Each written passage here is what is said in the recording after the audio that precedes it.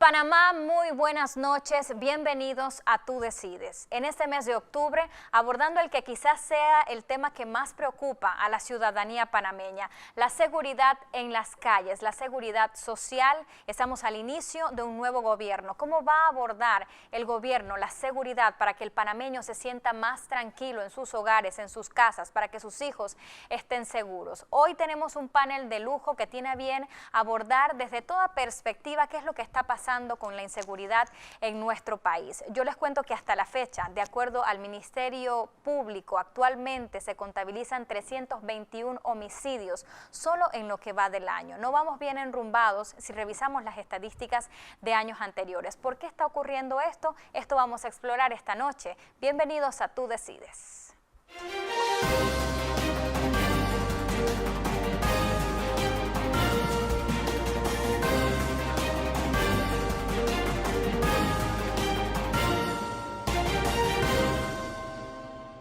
Bueno, y le doy la bienvenida hoy a nuestro programa a Aida Selles de Palacio. Ella es exdirectora del Instituto de Criminología de la Universidad de Panamá y es profesora actualmente de la Cátedra de Criminología de la Facultad de Derecho y Ciencias Políticas de la Universidad de Panamá.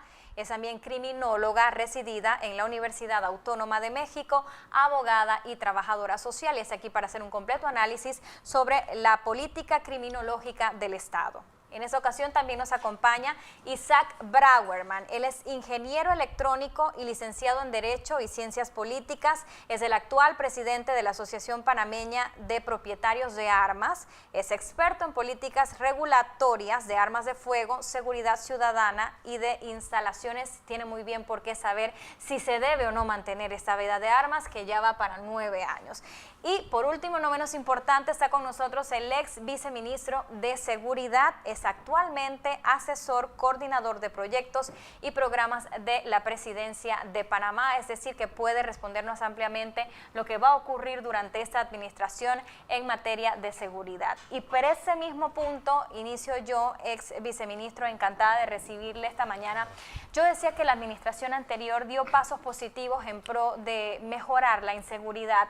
Implementaron programas como Barrios Seguros, que a pesar de sus críticas vimos algunos resultados en algunos jóvenes.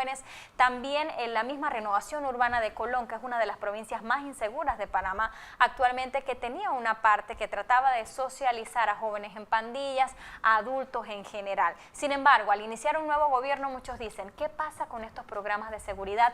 Porque ya ha empezado el ministro de Seguridad a anunciar un viceministerio de prevención integral para evitar que jóvenes que están en riesgo social delincan y demás. Se habla de una academia, es decir, cada gobierno con su librito otra vez se vuelve a echar para atrás lo que se implementó en la administración pasada. ¿Qué va a pasar? ¿Cuál es la hoja de ruta en estos años? Bienvenido. Sí, muchas gracias por la invitación. El tema es que, tal como usted señala, de 28 a 29 años de gobierno democráticos, todos los gobiernos han establecido sus propios esquemas de gestión referente al tema, pues, de la seguridad ciudadana. No podemos ser críticos destructivos que sus propuestas no tuviesen algún elemento importante.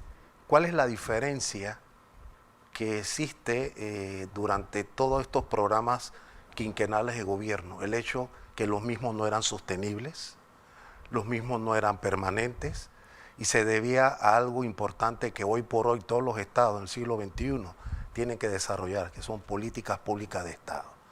No solamente la política pública en el tema de gestión de seguridad, política alimentaria, etcétera, etcétera.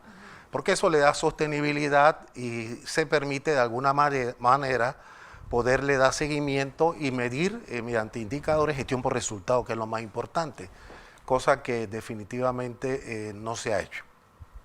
En esa dirección y producto durante mi presencia en el Instituto de Criminología, siendo la profesora Aida Selles la directora, pude percatarme y aprender al mismo tiempo la necesidad de que Panamá tenía que adoptar una política criminológica.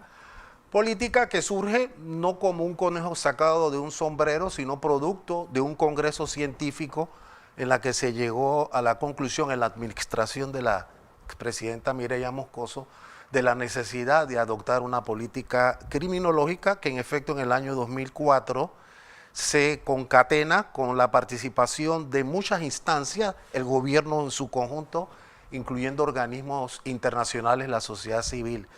Y es así que 2 años después, el decreto ejecutivo 260 del año 2006 se adoptan los lineamientos generales de la política criminológica. ¿Cuál es la política criminológica? Porque cuando hablamos de eso, el ciudadano común, el televidente que nos ve en casa nos dice, pero ¿cuál es la política? Es un sistema que le da una mayor connotación científica al problema de la inseguridad, privilegiando la prevención como el esfuerzo principal del Estado. Con un enfoque preventivo, entonces. Exactamente. Esa es la hoja de ruta que va a seguir esta administración. Eso es lo más importante. Pero ligado entonces a programas, porque se ha hecho mano dura, barrio seguro, armas por comidas. ¿Cuántos Esos son programas? títulos que cada gobierno le pone. Eso no significa que sea parte de una política criminológica.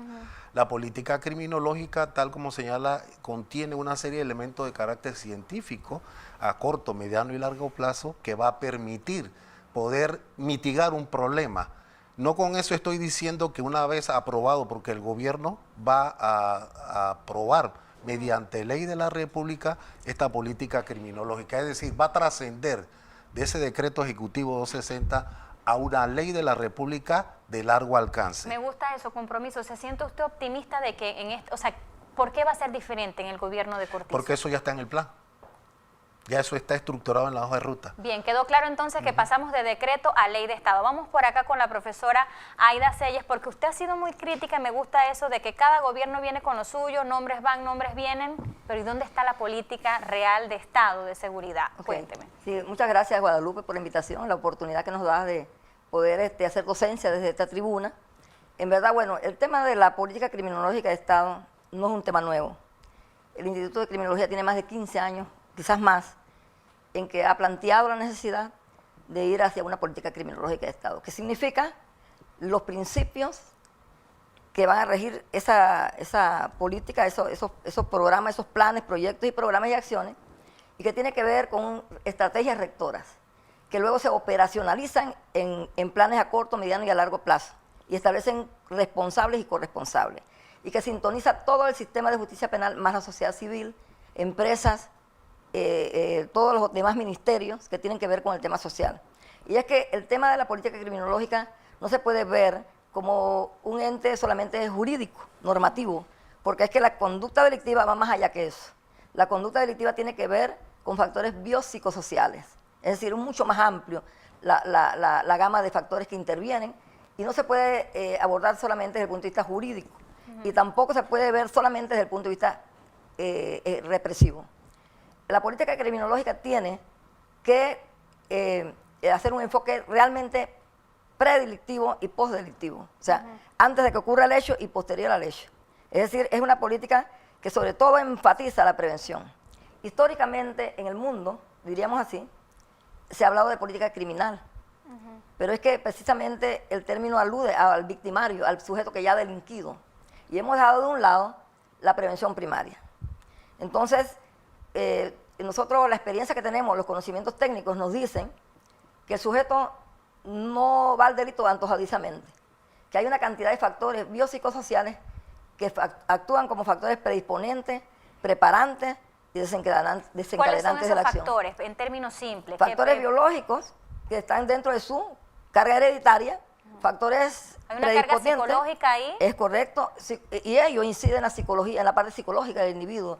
Por ejemplo, las carencias psicoafectivas, la falta de respuestas a sus necesidades básicas, como es, por ejemplo, educación, claro, lo ya conocido, educación, etcétera. Alimentación y la pobreza en general que trae delincuencia, mucho se ha dicho. Está relacionada con la delincuencia. No podemos decir que la delincuencia obedece a un único factor.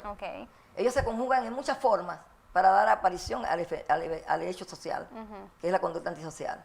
Entonces, en esa misma perspectiva, una política criminológica tiene que sintonizarse con ellos. Tiene que ir más allá de la norma. Aumentar las penas no resuelve, porque precisamente las penas no corrigen conducta.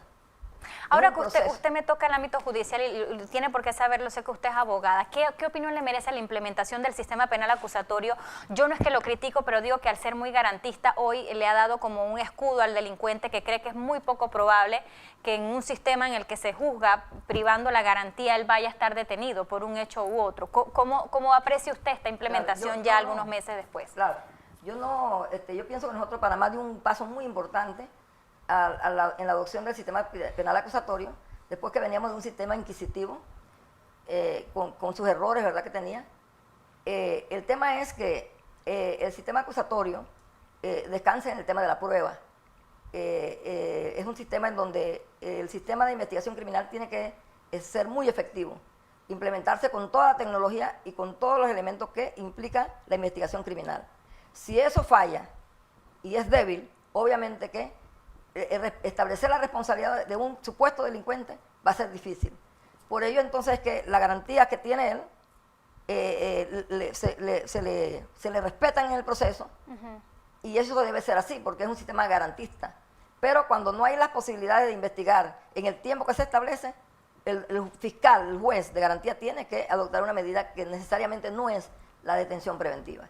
Y por eso es que la gente dice, bueno, pero esta persona delinquió, se robó algo, secuestró a alguien y está fuera. O sea, ¿cuál es la garantía de nosotros? ¿Cuál es la seguridad? Entonces, ¿cómo le aprecia usted? ¿Ha sido positivo? ¿Ha sido negativo a la fecha? Yo pienso ¿Hay cosas que tiene su parte positiva. Yo creo que antes se habla de evaluar, de hacer cambios, pero nosotros hemos planteado y hemos sustentado que antes de ir a los cambios hay que hacer un diagnóstico situacional muy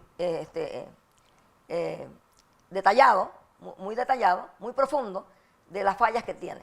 Y luego corregirlas, porque no podemos hacer cambios sin tener esos elementos técnicos que son necesarios para hacer los ajustes necesarios. ¿Qué opinión le merece a usted? Sí, ciertamente concuerdo con la profesora Selles de que es necesario hacer un diagnóstico para identificar dónde está el problema y los hechos relacionados con el problema.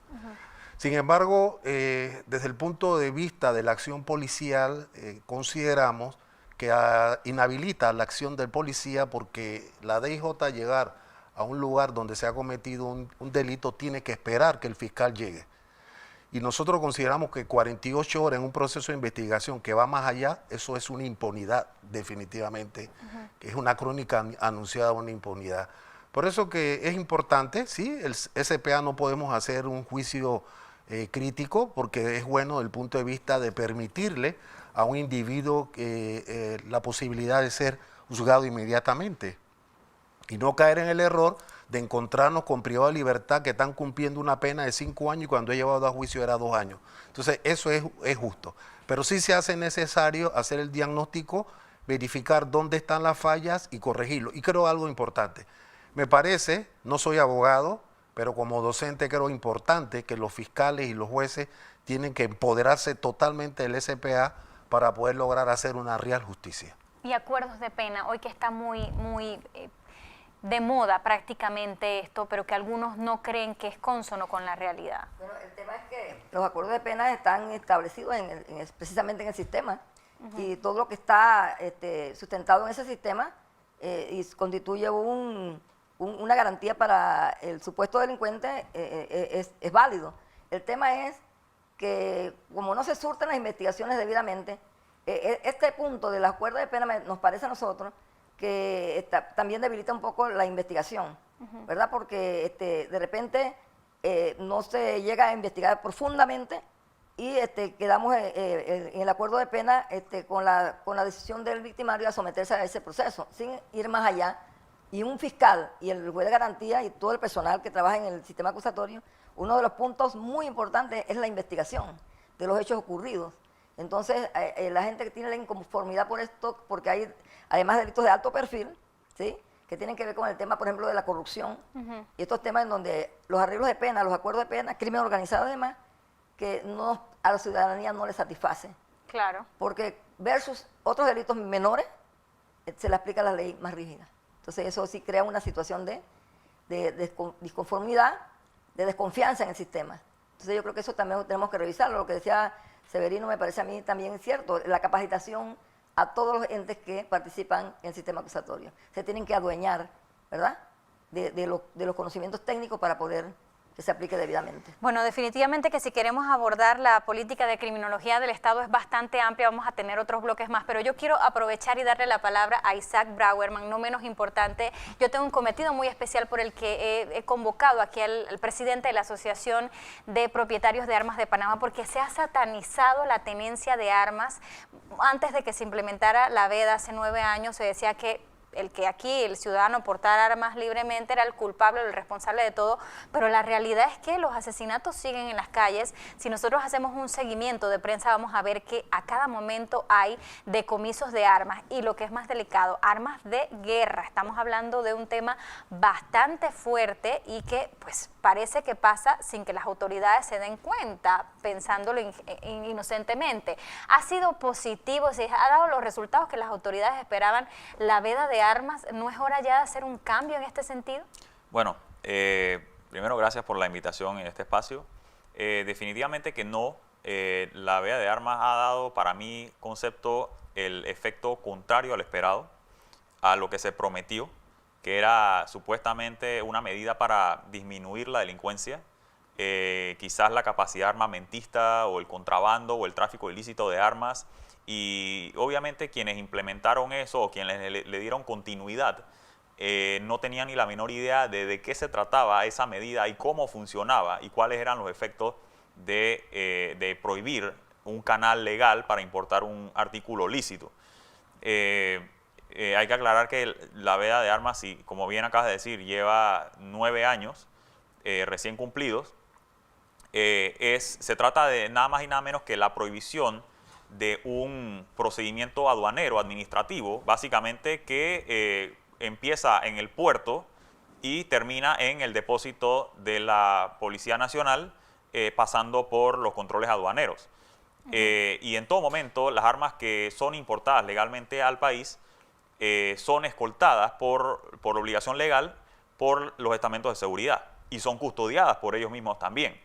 Entonces, definitivamente que haber prohibido ese procedimiento administrativo no se trata de ninguna medida que pueda utilizarse para el desarme de delincuencia o disminuir el número de armas ilegales en las calles o evitar los robos o hurtos de armas, ni nada relacionado con delincuencia.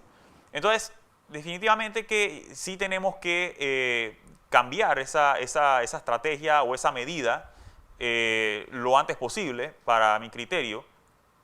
Porque ya mencionabas el tema de la cifra de delitos. Eso es así. De hecho, estadísticamente hablando, hay aproximadamente 8 robos registrados por día. Y a mano armada. A mano armada. Hay homicidios por robo a mano armada. Que eso, correcto. Estamos hoy en día, en el 2019, después de 9 años de la veda, registrando más de 1.3 homicidios diarios.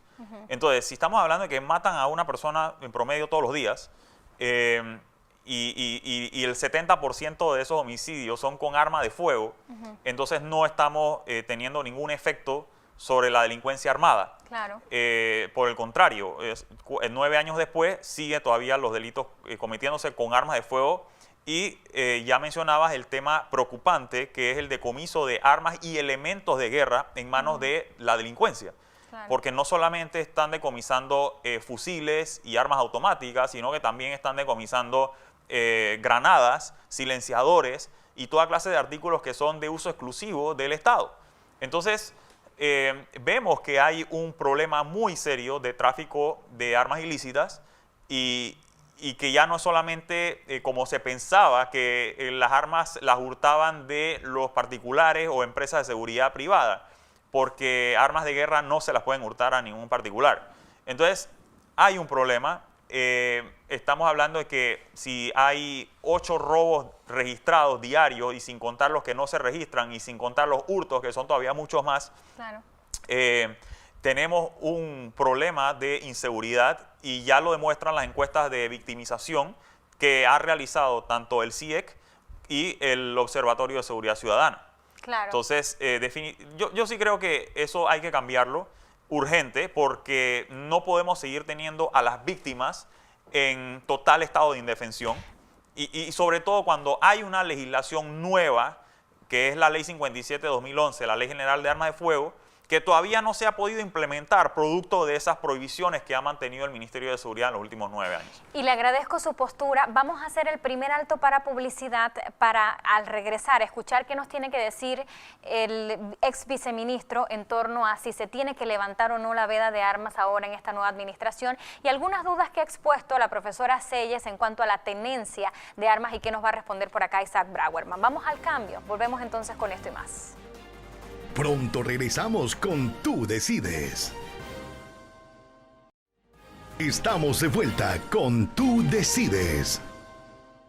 Bueno, y aquí hay un par de opiniones encontradas sobre ¿es seguro o no la tenencia de armas en casa? ¿Qué nos tiene que decir usted, profesora Aida? Sí, ¿qué es lo que le preocupa en este sentido? Claro, desde el punto de vista criminológico y social, siempre nos ha preocupado el tema de las armas, es los requisitos que se establecen para la tenencia de las armas. Puesto que sabemos y hemos tenido la experiencia de muchos accidentes y situaciones que se han dado dentro de la familia, que lejos de proteger a la familia ante un evento delictuoso, produce dentro de la familia un accidente con consecuencias fatales.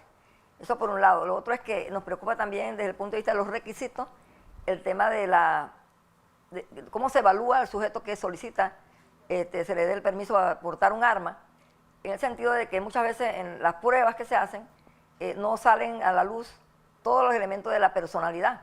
Y muchas veces detrás de una persona que porta un arma hay características de agresividad, impulsividad y temas que pueden ser un detonante en un momento dado sin que se evalúe. Lo otro es que el comportamiento en la comunidad y en la familia es importante evaluarlo desde el punto de vista dentro de un diagnóstico en la comunidad donde el sujeto se desenvuelve.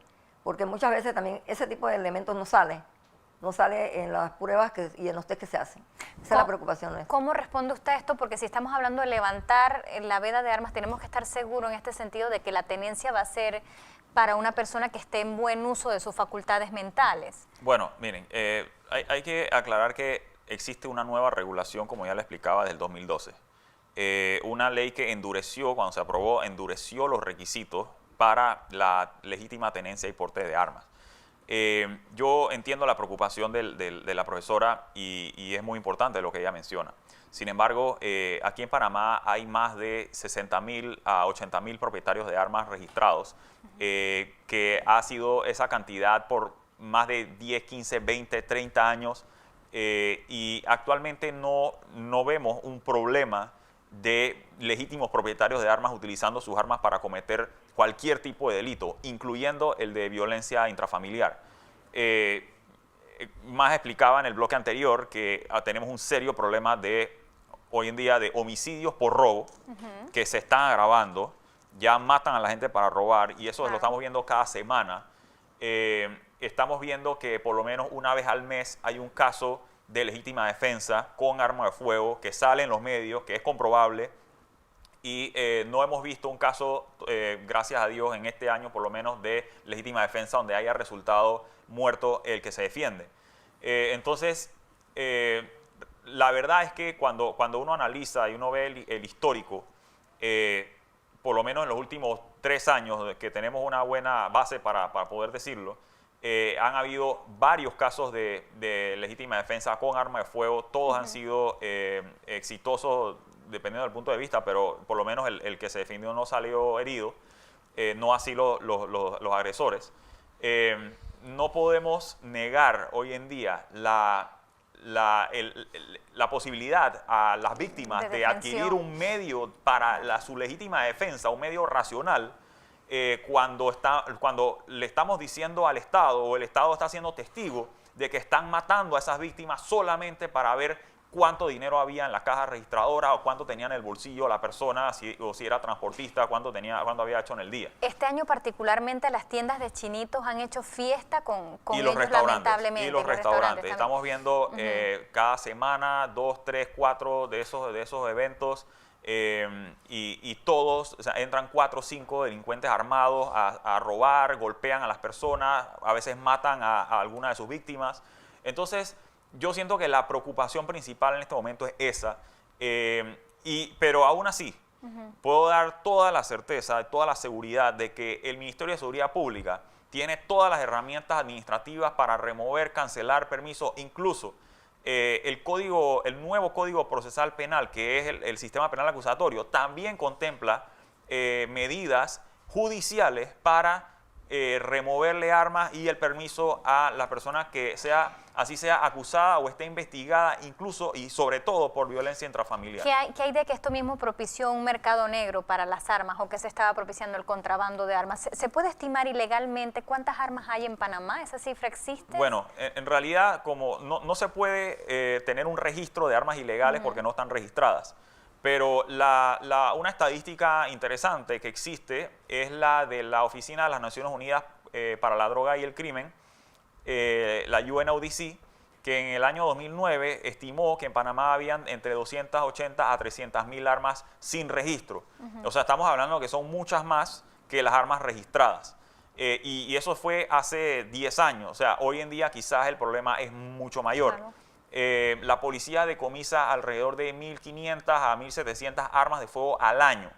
Esto es una cifra insignificante en comparación con la cantidad de armas ilegales que hay y con la cantidad de armas que presuntamente estarían ingresando ilegalmente al país. Entonces, como ya lo explicaba, hay un problema serio de contrabando de armas que realmente no siquiera podemos estimar cuántas están entrando todos los días, cómo están entrando, porque eso sería como estimar cuánta droga está entrando al país, claro, o cuántos kilos de cocaína existen ilegalmente en el mercado panameño. O sea, es un tema que es serio, pero vuelvo y repito, el punto medular aquí es que, sobre todo, están matando a las víctimas durante los eventos de robo y que hay 400, más de 400, por lo menos el año pasado se registraron más de 400 homicidios en todo el año. Entonces, no podemos seguir con una política de que el Estado en algún día va a resolver o va a proteger a esas víctimas, porque todos los días, mientras el Estado intenta eso, hay víctimas inocentes que las matan simplemente. ¿Estarían dispuestos esos propietarios a someterse a todo este tipo de exámenes que bueno, desde una óptica muy realista ha pedido la profesora Selles? Yo creo que como asociación también pueden aportar. Yo creo que nosotros estamos constantemente trabajando con el Ministerio de Seguridad. Estamos ahorita trabajando en una reglamentación que ya está en la etapa final, es una reglamentación de la ley de armas que todavía va a traer nuevos controles, nuevos requisitos, y va a desarrollar todavía aquellos puntos que quedaron por reglamentarse en la ley. Así que yo creo que podríamos hacer una nueva evaluación de los requisitos una vez el reglamento esté aprobado. Para tranquilidad, obviamente. Y sí creo que, créame lo que les voy a decir, el Ministerio de Seguridad está encima de todos esos casos. Y nosotros con mucho gusto le damos el apoyo y estamos trabajando dándoles el apoyo todo el tiempo. Antes de pasar acá, me interesa escucharlo a usted, don Severo Mejía, porque se pide ya que se levante la veda de armas. ¿Y cuál es la proyección para este quinquenio? Esto va a pasar. Yo creo que se ha querido poner, por ejemplo, al narcotráfico como la madre de todos los males y que realmente los homicidios en Panamá solo ocurren por esta causa. Bueno, pero la realidad es que se mata a la gente por robarle. Los principales generadores de violencia es una triada. Armas de fuego, las pandillas y las drogas. Estos tres elementos generan la violencia que nosotros vemos en nuestro país. Con respecto al tema de las armas de fuego, el problema no está si se levanta la veda. Perfecto, el ciudadano tiene derecho de portar armas, portar y tener, porte y tenencia. El tema fundamental es cómo atacar el ilícito de quién porta un arma ilícita. Y eso es lo fundamental, porque las personas decentes que tienen armas, con las regulaciones que deben establecerse, ¿cierto? Tener fuerza letal en una persona que es insana desde el punto de vista mental no es pertinente. Y yo creo que no solamente, como dice la profesora Selles, basta un psicólogo. Hay que buscar un neuropsicólogo porque usted puede verse como una persona normal. Pero tiene un problema. Claro. Y eso tiene que ser descubierto porque el arma de fuego no es un caramelo. Es un arma que utilizada de manera inapropiada puede causar daño a la persona o a terceros. Y esto va con todos, incluyendo hasta la fuerza pública. Pero lo fundamental, Guadalupe, es el hecho de que el esfuerzo del Estado que genera la certidumbre debe estar orientado a cómo neutralizar de alguna manera ese mercado. La delincuencia organizada, ¿cómo paga a las pandillas para que le protejan la droga mientras sigue su curso hacia los Estados Unidos? Ya sea con droga con dinero o con armas de fuego. Claro. Puede ser que esas armas automáticas les llegue a través de estos grupos, porque en la década del 80 era entendible que el tráfico de armas que venían de Centroamérica, producto de la guerra civil en Nicaragua, el frente de Farabundo Martí, era obvio porque iba para la FARC. Hoy día no hay ninguna justificación. El problema es que ese es el método de pago de estas organizaciones criminales que le permiten a estas pandillas o bandas poder disponer de estas armas de fuego. Pero la rigurosidad sí es pertinente, estimado amigo. Yo creo que, por ejemplo, yo no soy de la idea de que un joven de 18 años pueda aportar o comprar armas. Para mí debe ser de 25 años. Tiene que tener una madurez exponencial de tal suerte que esta arma sea debidamente utilizada de manera apropiada. Esto es una propuesta personal. Segundo, que por lo menos una vez al año el portador de arma tiene que ir ante una institución, ya sea el CIE o la policía, a entregar el arma, que la vean, que la tiene, porque hay casos de hurto de armas que el dueño por temor no las reporta. ¿Y esas armas dónde van a parar? A manos de los delincuentes. O sea, esos detalles son importantes de controles, el marcaje, todos esos detalles hay que ser mucho más rigurosos y le corresponde al Estado. Pero, ¿qué piensa el Estado entonces en esta administración de esa veda? Al final, ¿cuál es el Se plan? ¿Se va a levantar? estableció un periodo de tiempo para hacer el diagnóstico de cuál es la situación. El gobierno acaba de entrar, no saben cómo está la situación. Su expectativa Estoy es que- seguro de que el ministro la va a levantar. Bueno. Pero espero, con los controles y tal como dice el amigo, permitir de alguna manera de que exista la certeza de que esa arma que el ciudadano decente la tiene no se escabulla y quede en manos de los Me gusta que usted me está dando primicias, ya van dos. De momento, ¿a partir de qué edad se puede portar armas en Panamá? Bueno, portar es la acción de llevarla consigo oculta. El porte aquí en Panamá es mínimo de 21 años. Pudiera subirse La tenencia, que es exclusiva para el domicilio, y la práctica en polígono es a partir de los 18 años, es decir, la mayoría de edad. Bueno, está bastante bajito. ¿Tenía algo más que Yo agregaría que dentro del enfoque de la política criminológica necesariamente se tiene que ir a revisar el tema de el porte y tenencia de armas, y incluso la comercialización de las armas. Eso es un tema puntual. Si nosotros queremos caminar hacia una cultura de paz, ¿verdad? Si queremos vivir en un mundo sin violencia, o sea, esos controles los tenemos que tener, necesariamente. No es que estamos solicitando esquemas tan rigurosos como que nadie pueda tenerla. El tema que usted marca de que usted no tiene evidencia de que, mucha evidencia de casos como le planteaba, no necesariamente es que usted use el arma para que usted adquirió legalmente para quitarle la vida a alguien. Es que accidentalmente nosotros vivimos muchas experiencias donde los niños, por falta de cuidado del que tiene el permiso, ha usado el arma de manera accidental y le ha quitado la vida a otro. Entonces, todas esas situaciones hay que tenerlas en cuenta en el manejo de las armas y en los permisos que se otorgan al respecto. Para cerrar este bloque, en breves segundos, su reacción a esto. Sí, mire, es importante tener en cuenta que si hablamos de materia de requisitos, los particulares tienen más requisitos para aportar o tener armas que las agencias de seguridad estatales y la fuerza pública. Si comparamos ley con ley, los particulares son los que en este momento tienen los requisitos más rigurosos. Siempre se puede mejorar, nadie ha dicho que no, por eso hablé del reglamento que ya está en su etapa final, pero la realidad sigue siendo que vivimos hoy en día en una sociedad peligrosa, así lo confirman las encuestas de victimización. Y yo creo, y con todo respeto a la profesora y sus opiniones que me parecen muy importantes, los propietarios de armas no somos violentos por defendernos. No podemos decir que la tenencia de armas es una causal de violencia y que entre más rigurosos seamos con los propietarios de armas, mayor tenderemos hacia una cultura de paz, porque los propietarios de armas no son los que accionan la violencia, solo se defienden en caso de que haya una agresión. La legítima defensa no es hacer justicia por sus propias manos, eso es otra cosa y eso que lo segundo es un delito. Entonces, pero sí estamos todos de acuerdo de que tiene que haber regulación. Eso ya se debatió en la Asamblea, tenemos una ley que fue debatida por 10 años y los controles que tenemos hoy en día fueron producto de esos debates intensos que se dieron durante 10 años, y hoy en día en la Asamblea estamos discutiendo una reforma adicional y ya incluso ahí dieron, los funcionarios del Ministerio de Seguridad dieron estadísticas de armas hurtadas, de armas, y ahí revelaron que la gran mayoría de los oficios que llegan del Ministerio Público preguntando de quién es esa arma que decomisamos son de armas que no tienen registro, o sea, armas de contrabando, armas ilegales.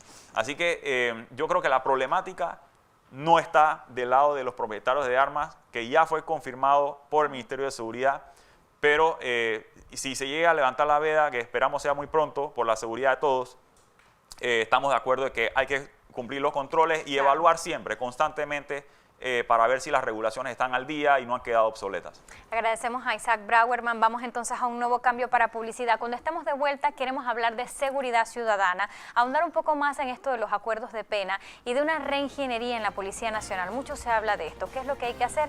Les decimos a la vuelta. Volvemos. Pronto regresamos con Tú Decides. Estamos de vuelta con Tú Decides. Bueno, seguimos abordando este programa dedicado a la inseguridad. Es que la inseguridad es tan amplia que yo creo que se nos van a quedar aspectos por fuera, pero el que no se nos puede quedar por fuera y que para mí es el más importante es la violencia. La violencia en las calles, la violencia doméstica. Hasta hace poco el Observatorio de Seguridad, lo hablábamos, dice que lo que más preocupa a los panameños es el robo, los hurtos. Muchas más personas hoy son víctimas de esto. Se sienten inseguras después de las 6 de la tarde, se sienten inseguras en el transporte público, hay más confianza respecto al metro, respecto a estos sistemas de transporte guiados por plataformas. ¿Cuáles son los planes específicos en este sentido, don Severino Mejía, para esta administración y cuál es su apreciación al respecto? Bueno, cuando se desarrollaron los 125 puntos del plan de acción del gobierno del presidente Laurentino Cortizo, en uno de los ejes, Estado de Derecho, se habló de los 3 ejes fundamentales que deben ser la hoja de ruta en la gestión de la seguridad, que es la prevención, la represión y la resocialización. Se le dio un mayor énfasis en el tema de prevención para anticiparse a la posibilidad que la fábrica que produce delincuentes no tenga los insumos, es decir, aquellos jóvenes de alto riesgo que puedan transitar de una situación crítica, entrar a esa fábrica y salir convertido en un pandillero. Esa es la tarea principal, por eso la política criminológica. Hay que reconocer, y no podemos llamarnos a engaño, que la violencia se ha disparado. Esto no es una percepción, es una realidad de perogrullo. Por lo tanto, y aun cuando sea violencia homicida, producto de las rencillas entre las pandillas, tenemos que poner atención, porque aunque sea una vida, esa vida o ese homicidio cuenta. Y es preocupante de que no se le dé la connotación que se le debe dar. Por ejemplo, hoy escribía en Twitter de que el Servicio Nacional Aeronaval incautó 3 toneladas. No me extrañaría que aparezcan asesinatos a partir de este momento. Es una constante, es un hecho. Y esto nos indica de que hay problemas de enfrentamiento entre estas bandas por espacio territorial, por el microtráfico, que es lo que nosotros vemos diariamente y que genera la alta expectativa ciudadana de lo que está ocurriendo. Aun cuando lo que más afecta al ciudadano común es el hurto, el robo, la violencia doméstica y la violación carnal. El proceso de transición, la gente no entiende y piensa que en 100 días, y no es excusa, ojo, no es excusa, pero hay que explicar un poco que de por sí la seguridad es un problema complejo, no es fácil y pensar de que se va a resolver de la noche a la mañana, inclusive adoptando la política criminológica. En 5 años va a tomar un tiempo porque la idea es estabilizar la actividad delictiva con tendencia hacia la baja. Lo importante es medir el resultado de la aplicación de la política en sus 7 ejes rectores. Como decía, ese periodo de transición, de ajuste de los funcionarios, tanto de la Policía Nacional y del propio ministro, permitió que la delincuencia siguiera haciendo de alguna manera, con esa velocidad de marcha con que actuaban, se sintieron libres de seguir atacando al ciudadano. Pero las cosas hay que reconocerla, ya la policía está controlando el hecho. La mayoría de los homicidas que han sido grabados en las noticias ya han sido capturados. Y eso definitivamente debe ir bajando la tensión ciudadana, que definitivamente es preocupante. Porque en estos últimos meses hubo como un disparo de las estadísticas a nivel de así. homicidios y eso no dejó de preocuparnos. O sea, que Claro. es un poco, probablemente yo puedo ponerme en el lugar del televidente que lo escuche usted le dice, todos los homicidios que salieron fueron capturados y la gente va a decir, oh, ¿de verdad pasó No, esto? sí, así es, así es. Lo que pasa es que tampoco se puede estar anunciando, pero la policía está haciendo su trabajo. La policía, el problema, estimada periodista, es que aquí en Panamá siempre se ha pensado que la gestión de seguridad es policializándola. Es decir, que la policía es el actor primario o principal, sí, es un eslabón de la gestión de seguridad de la cadena. Sin embargo, por eso se habla de una política de seguridad integral, por eso se habla de la creación del Viceministerio de Prevención Integral, que es parte de la estructura organizacional del Ministerio de Seguridad. Ustedes también están hablando de la creación de una academia y no faltaron las críticas que decían, esto está como recordándonos a estrategias militares, que quieren volver con lo mismo, que nada de eso. La academia Buscando el Buen Camino existe. Es una academia que inclusive la policía la está manejando en jóvenes de alto riesgo.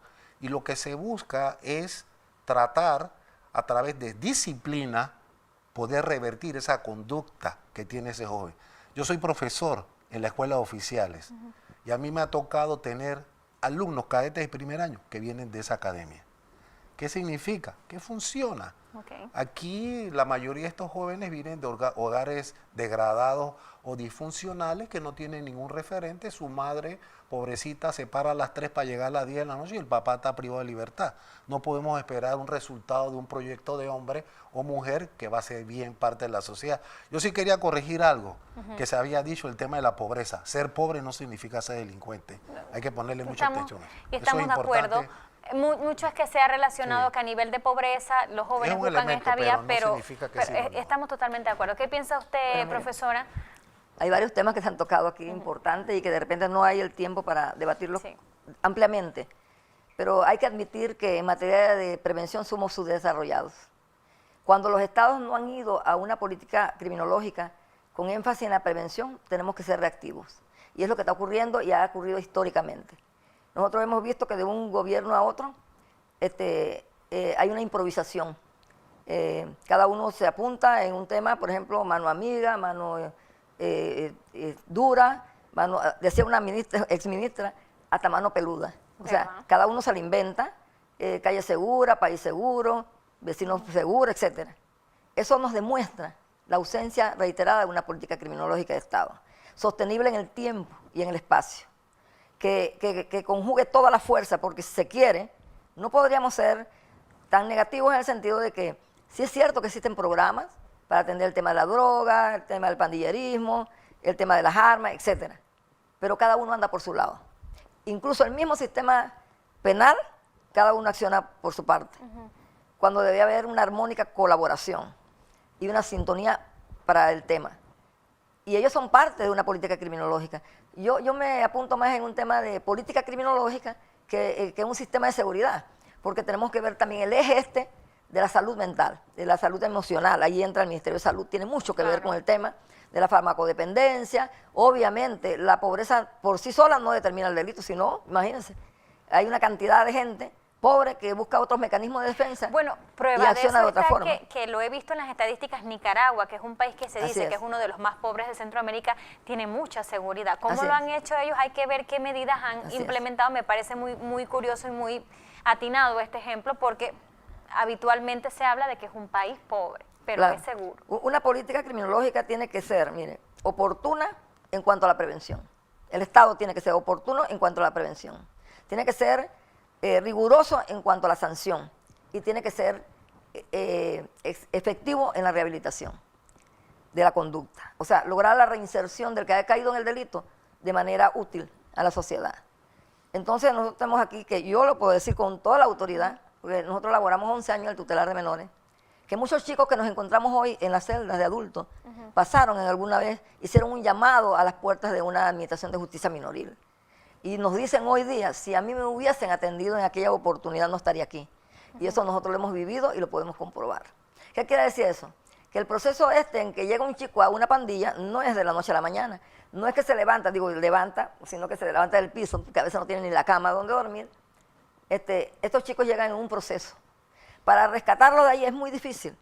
El que llega a ser parte de un grupo pandilleril es muy difícil rescatarlo, porque hay otros esquemas. Mire, las pandillas son una subcultura emergente, emergen de la necesidad, de las carencias, de una vida y un ambiente hostil que les acompaña. Entonces, eso es muy difícil. Mejor es nosotros secuestrar a esos jóvenes a través de la educación, del deporte, socialmente, ¿verdad?, que tenerlos que rescatar de un grupo pandilleril, que eso no va a ser posible. Bueno, pero hay unos que dicen mucha prevención y todos los gobiernos lo hacen y un trato más suave a los menores, y la verdad es que muchos de los robos de estos que usted nos alertaba, que precisamente es lo que más preocupa a la ciudadanía, los robos y los hurtos, son hechos por menores de edad. ¿Qué piensa usted en este sentido? ¿Qué tratamiento darle a los menores de edad? Bueno, miren, nosotros aquí, a diferencia de la profesora y el licenciado Mejía, que son expertos académicos en el tema, nosotros aquí representamos la posición de las víctimas, ¿verdad?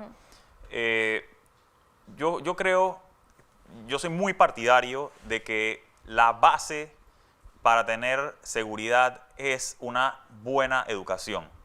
Ese para mí, mi experiencia, habiendo vivido en otro país, en un país como México, que también tiene un serio problema de delincuencia, y yo que viví de primera mano los narcocarteles y pude ver esa violencia que hay allá, yo pienso que la educación es lo más importante. Yo vi en campaña del presidente Cortizo que ellos entablaron la educación como la estrella y que era la base de toda la propuesta de gobierno, lo cual me parece muy acertado. Nosotros vemos en Panamá que el sistema educativo tiene muchísimas falencias, y esos niños y jóvenes, adolescentes, que cuando están creciendo en esa etapa de su vida, no tienen el acceso a una buena educación, y por ende cuando van al ámbito, a la esfera laboral, no tienen esas oportunidades. Entonces, en su mente, quizás poco ilustrada, y no por culpa de ellos, ven que el camino entonces que les queda para poder sobrevivir, para tener una oportunidad, para tener dinero y poder pues conseguir el sustento familiar, es la delincuencia. Entonces, de salida yo creo que tenemos que revisar todo el sistema educativo y ver que a todo panameño, a todo ciudadano, desde joven, desde niño, tenga acceso a una buena educación. Aparte está el tema que mencionan sobre la prevención. Yo pienso que la estrategia de seguridad debe ir de la mano entre prevención y represión también, porque la prevención no siempre funciona.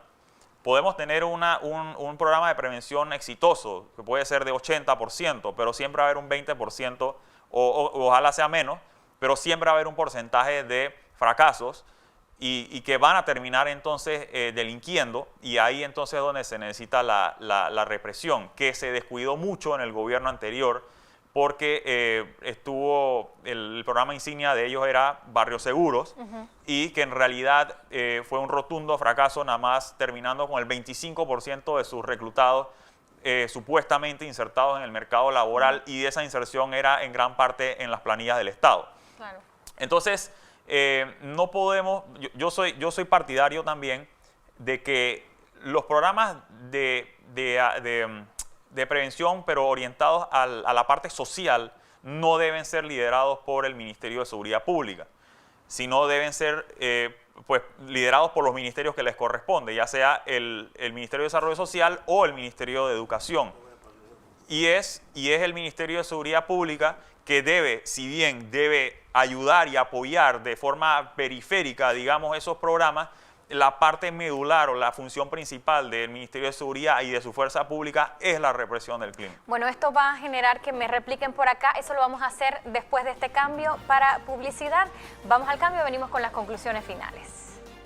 Pronto regresamos con Tú Decides. Estamos de vuelta con Tú Decides.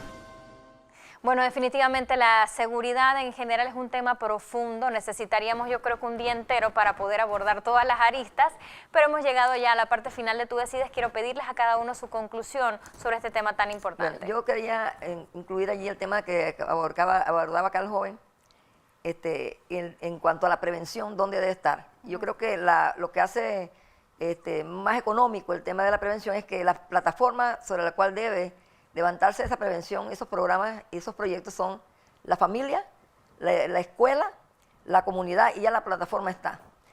Todos estos ministerios, salud, MIDE, las universidades, empresas privadas y todos tienen que sumarse a ese esfuerzo.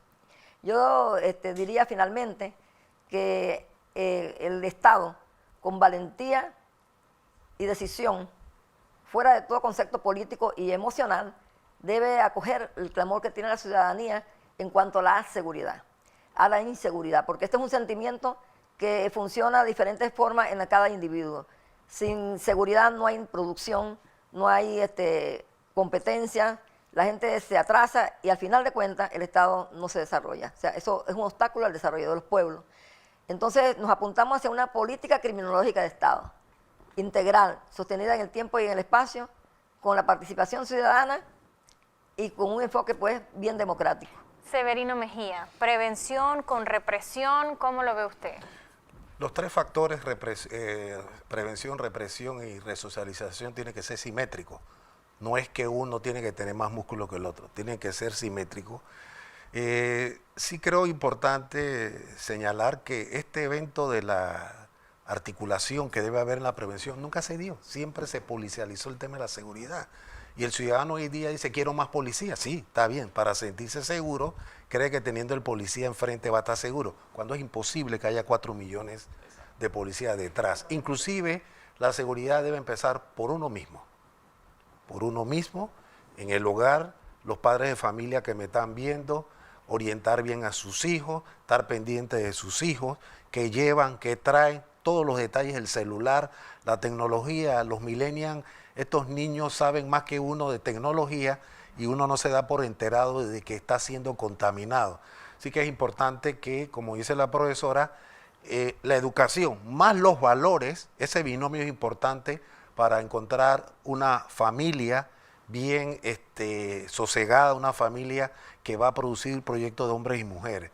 La seguridad no es un tema sencillo, va a tomar tiempo, pero sin lugar a duda, la hoja de ruta que está establecida en el gobierno actual, sin lugar a duda, tiene que dar un golpe de timón para no llegar a los mismos resultados que siempre hemos llegado. Cada gobierno, y no es justo decir que no hicieron nada, pero no llegaron a la política criminológica, que es la que va a definir el verdadero derrotero, midiendo su gestión para mitigar un poco. No estoy diciendo desaparecer, es difícil. Ni en los Estados Unidos, que hay de más 4 millones de privados de libertad, se puede resolver el problema. Pero sí generar ese estado de confianza a la cual toda la sociedad tiene derecho. Y que ojalá se concrete, que es la expectativa de todos. Su conclusión final, Isaac. Bueno, hemos visto que lo complejo que es el tema de la seguridad y bueno, cuántas ideas y cuántos diferentes caminos puede tomar el Estado para atacar ese problema.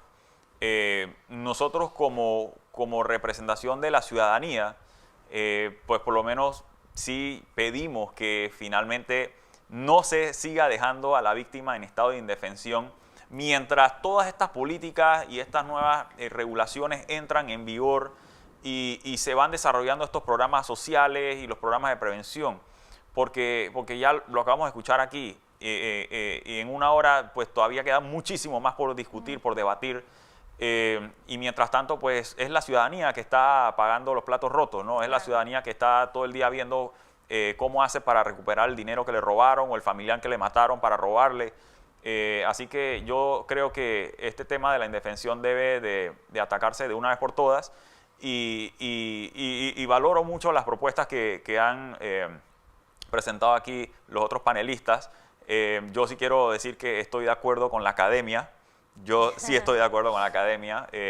La disciplina es muy importante y sí creo que es una buena alternativa para aquellos jóvenes en riesgo social. Bueno, de verdad que para mí ha sido un placer tener a estos panelistas. Yo creo que fue bien elegido el panel de lujo porque hemos tenido las aristas desde toda perspectiva. Me encanta recibirlos en Tú Decides. Con eso también esperamos como canal hacer un aporte a la sociedad para que usted también abra su mente y vea qué es lo que está ocurriendo en su país y cómo pudiese abordarse con esta serie de ideas vertidas en Hoy Tú Decides, Inseguridad en Panamá. Nos vemos entonces en un próximo programa. Que pasen todos buenas noches.